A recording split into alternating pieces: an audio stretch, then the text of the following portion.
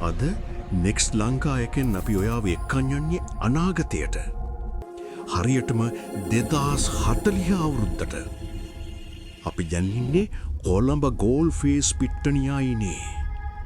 මීට අවුරුදු ගානකට කලින් අපි දැකපු ගෝල් ෆේස් එක නෙමෙයි මේ. ඔයාගේ ඉස්සරහින් තියෙන මුහුද අයිනේ දැන් තියෙන්නේ මැග්නටික් රේල්ස්. කිසිම සද්දයක් නැතුව. ඒ උඩින් අධිවේගී පොඩ්ස් ඇදිලා යනවා. අහස දිහා බලන්න. ඉස්සර තිබුණු වලාකුළු අතරින් දැන් පේන්නේ යෝධ හොලෝග්‍රෑම් දැන්වීම්. නිලුම්කුළුන දැන් නිකම්බ කොළුණක් නෙවෙයි. ඒක මුළු කොළඹ නගරයටම වයිෆයි සහ ශක්තිය සපයන එනර්ජි හබ් එකක්.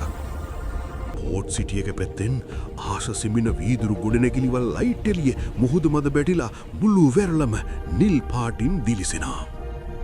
කවුරුත් වැලිවල සෙල්ලම් කරන්නේ නැහැ. ඒ වෙනුවට තියෙන්නේ ස්මාර්ට් ටර්ෆ් එකක්. ඒක උඩ ඇවිදගෙන යන මිනිස්සුන්ගේ සපත්තු අඩියෙන් විවිධ වර්ණ රටාම වෙනවා. හුළඟේ තියන්නේ පරණ ලුණු රසම වුණාට ඒකේ දැන් ඉලෙක්ට්‍රොනික සිසිලසක් තියෙනවා. පරිසරය කොච්චර දියුණු වුණත් මේ හුදකලා මුහුදු රළ තවමත් එදා වගේම නිහඬයි. මේ තමයි ඔයාගේ අනාගතය.